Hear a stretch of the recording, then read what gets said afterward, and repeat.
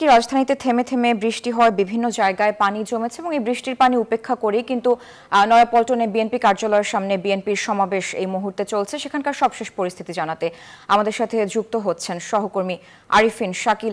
শাকিল, সমাবেশের সবশেষ খবরাখবর আমাদের জানাবেন, নেতাকর্মীরা কি বলছে?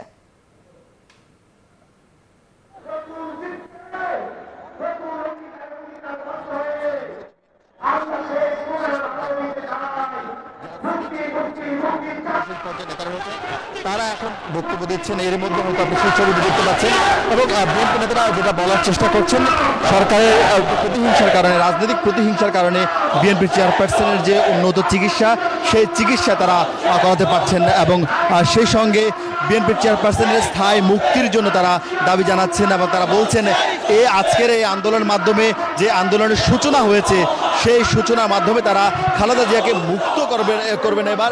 এবং আজকে জানেন এই সমাবেশের পর মহানগরের সমাবেশ রয়েছে 1 তারিখ এবং 3 তারিখ জেলা পর্যায়ের সমাবেশ রয়েছে। আজকের এই সমাবেশ থেকে মূলত বিএনপি ধারণা দেওয়ার চেষ্টা করছে তাদের নেত্রীর যে মুক্তির আন্দোলন, সেই আন্দোলন দীর্ঘতর করা এবং সেই আন্দোলনকে তারা নতুন মাত্রা যোগ করা এবং সেই সঙ্গে শুধু ঢাকায় নয়, মহানগর, জেলা এবং ইউনিয়ন পর্যায়ে এই আন্দোলন ছড়িয়ে দেওয়ার জন্য মূলত বিএনপির তরফ থেকে সেই পরিকল্পনা হাতে নিয়ে হয়েছে। এবং আজকে নয়াপল্টন বিএনপিতে সকাল থেকে বিএনপি নেতাকর্মীরা হাজির হচ্ছেন।